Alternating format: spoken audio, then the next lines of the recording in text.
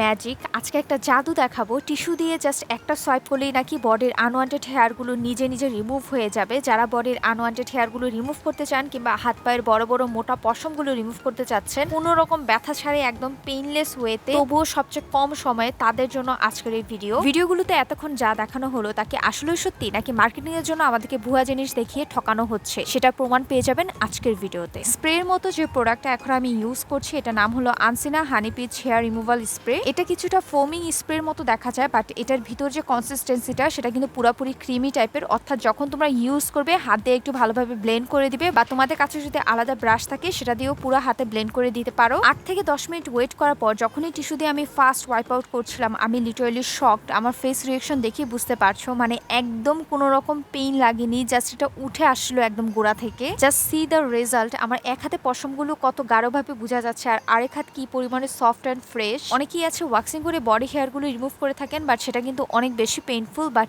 এটা কিন্তু একদমই বুঝাই যায় না যে আপনি আপনার বডি থেকে হেয়ারগুলো রিমুভ করছেন পেইনলেস ওয়েতে। একদম কম সময়ের মধ্যে বডির অন্যান্য পার্টের আনওয়ান্টেড হেয়ারগুলো রিমুভ করতে পারছেন, আর এটা প্রাইসও খুব কম। হাউস অফ বিউটি পেজে আপনারা এই প্রোডাক্টটি পেয়ে যাবেন। ভিট বা অন্যান্য হেয়ার রিমুভাল যে ক্রিমগুলো আছে সেগুলো আমাদের বডির স্কিনটাকে কালো করে ফেলে, বাট এটা কিন্তু আপনার স্কিনটাকে কোনোভাবে কালো করবে না। সো ট্রাই করে দেখবেন। নতুন ভিডিও পেতে আমার পেজে ফলো করবেন। টাটা।